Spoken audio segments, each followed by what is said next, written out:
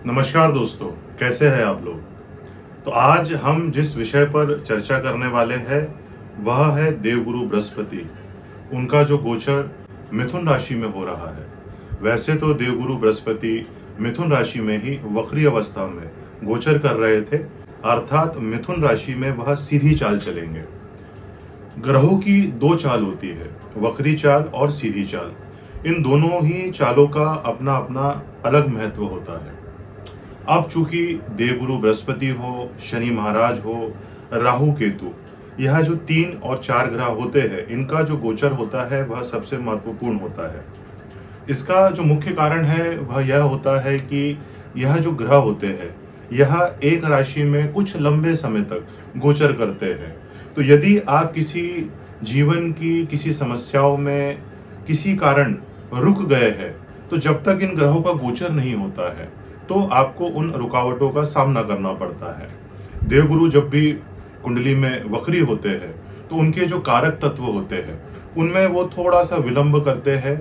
और जैसे कि हम पहले ही इस बात पर चर्चा कर चुके हैं कि वक्री ग्रहों का मतलब होता है कि वह आपको पीछे लेके जाते हैं और आपके जो किए हुए कार्य है या जो आपकी की हुई योजनाएं हैं, जिन्हें आप भविष्य में क्रियान्वित करने की कोशिश कर रहे होते हैं, उस पर दोबारा विचार करने के लिए आपको एक मौका देते हैं। तो देवगुरु बृहस्पति का यह जो मार्गी काल है, यह 2 जून 2026 तक जारी रहने वाला है। और अलग अलग राशियों पर देवगुरु बृहस्पति के जो अलग अलग प्रभाव पड़ने वाले हैं, उन पर क्या इम्पैक्ट होगा उसकी हम चर्चा करने की कोशिश करेंगे। देवगुरु बृहस्पति जो होते हैं, चूंकि वह ब्रह्मांड के सबसे विशाल ग्रह है, जैसा कि आप एस्ट्रोनॉमिकली भी देखेंगे कि जुपिटर ग्रह जो होते हैं वो काफी बड़े होते हैं, तो उनका जो गुरुत्वाकर्षण बल होता है वह हमें कहीं ना कहीं प्रभावित करता है। अगर आप ज्योतिष शास्त्र से अलग भी इस चीज को जानना चाहते हैं साइंस के माध्यम से, तो भी आप समझ सकते हैं। जैसे चंद्रमा का अपना गुरुत्वाकर्षण होता है और जो लहरें हैं समुद्र में पूर्णिमा के वक्त अच्छी ऊंची ऊंची उठती है, वैसे ही जब इतना बड़ा ग्रह किसी प्रकार का परिवर्तन करता है तो उसके क्या प्रभाव देखने को मिलेंगे, यह जानना अत्यंत आवश्यक है। अब देवगुरु बृहस्पति विवाह के कारक है, प्रॉस्पेरिटी के कारक है, सबसे महत्वपूर्ण वह विजडम के कारक है, आपकी संतान के कारक है, वह सोने पर अधिकार रखते हैं। तो हम यह जानने की कोशिश करेंगे कि अलग अलग राशियों पर इसका क्या प्रभाव पड़ने वाला है। तो सबसे पहले हम बातचीत करते हैं मेष राशि की।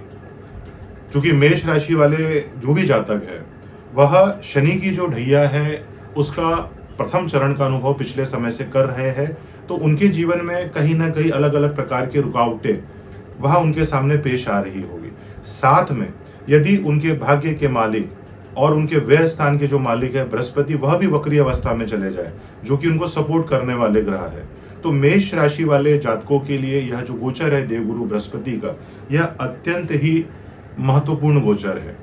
अब हम यह देखते हैं कि मेष राशि वालों के लिए जो देवगुरु बृहस्पति होते हैं वह भाग्य स्थान के मालिक होते हैं और वह आपके व्यय स्थान के मालिक होते हैं, और यह आपके तृतीय भाव में वक्री से मार्गी होने वाले हैं।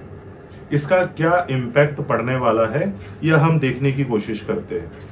सबसे महत्वपूर्ण तो आपके अंदर जो एक प्रकार की कहीं ना कहीं एक आलस्य जो बढ़ रहा होगा, आप अपने कामों को जो टालते जा रहे होंगे, या आपको आपकी मेहनत का जो फल भाग्य के अधीन होकर नहीं मिल रहा होगा, उसमें आपको एक रूपांतरण देखने को मिल सकता है। इसका कारण क्या है?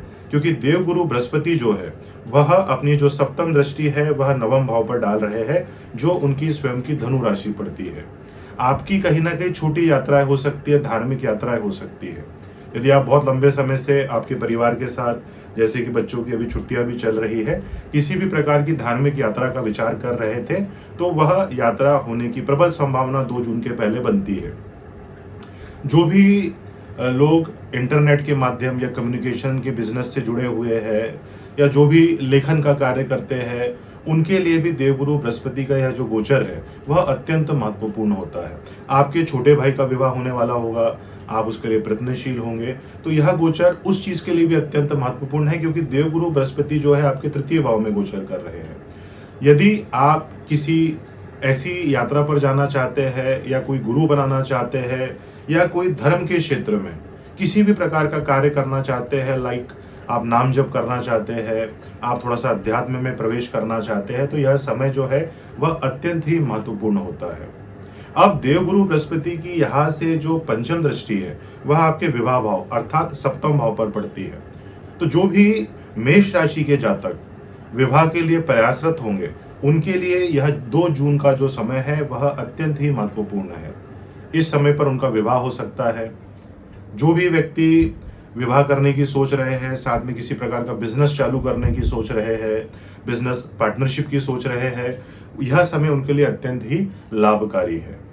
अब मान के चलिए किसी पति पत्नी के बीच में वैवाहिक संबंधों में थोड़ी सी खटास चल रही थी पिछले 5-6 महीनों से, तो यह वो समय है जिसमें आप उस खटास को दूर कर सकते हैं और अपने जो विवाह संबंध है उसको मधुर कर सकते हैं। अब देवगुरु बृहस्पति की यहाँ से जो सबसे महत्वपूर्ण दृष्टि है वह लाभ स्थान पर पड़ती है। अब जो भी व्यक्ति प्रमोशन के लिए प्रयासरत थे, अपने ही जॉब में चेंज करना चाह रहे थे, उन्हें किसी पर्टिकुलर जगह पे अच्छा नहीं लग रहा था, उनका मन है कि जैसे अभी आप जानते हैं एआई का जमाना है, हर व्यक्ति कहीं ना कहीं एक तरीके से असुरक्षित महसूस कर रहा है, तो वो चाहता है कि हमारे जॉब में प्रमोशन हो, हमारा कोई स्थान परिवर्तन हो। तो यह समय उनके प्रमोशन के लिए जिनकी भी मेष राशि पड़ती है वह अत्यंत ही महत्वपूर्ण है। हालांकि शनिदेव का जो ढैया का प्रभाव है वह आपका जारी रहेगा, थोड़ा सा विलंब आपको देखने को मिल सकता है, परंतु फिर भी चूंकि देवगुरु बृहस्पति यहाँ से आपके भाग्य स्थान को और आपके लाभ स्थान को देख रहे हैं, तो भाग्य का आपको पूर्ण सहयोग मिलेगा, आपको लाभ प्राप्त होगा, आपकी यात्राएं हो सकती है।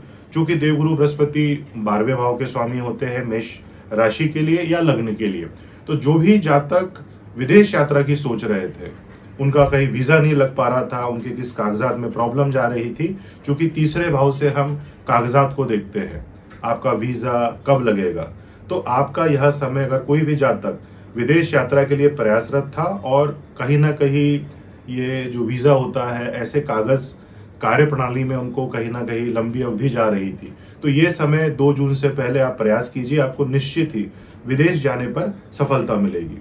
यदि कोई किसी प्रकार से बीमार चल रहा था मेष राशि का जातक, क्योंकि 12वें भाव से हम हॉस्पिटल का खर्च भी देखते हैं, तो उनका बहुत सा जो पैसा है वो खर्च हो रहा था। अब देवगुरु बृहस्पति जैसे ही मार्गी होंगे, आपको आपकी बीमारी में भी राहत देखने को मिलेगी। तो बहुत ही अच्छा गोचर का समय है, आप इस गोचर का भरपूर लाभ उठा सकते हैं। आप पुखराज रत्न धारण करिए, अपनी पत्रिका में देवगुरु बृहस्पति की स्थिति देखिए, अगर वह शुभ स्थानों पर विराजमान है तो बहुत अच्छा होगा। आप विष्णु सहस्त्र नाम का पाठ करिए। गजेंद्र मोक्ष, यदि आप बहुत ज्यादा किसी परेशानी में फंसे हुए हैं तो आप गजेंद्र मोक्ष स्तोत्र का पाठ अवश्य करिए। पीले कलर के जो फल होते हैं उसे मंदिर में दीजिए। गुरुवार के दिन जो भी मंदिर के सामने जो मांगने वाले लोग बैठे होते हैं, अपने गुरुओं का आशीर्वाद लीजिए। जो भी व्यक्ति है जो आपसे उम्र में बड़ा है उसका आशीर्वाद लीजिए, किसी प्रकार से उनका दिल मत दुखाइए।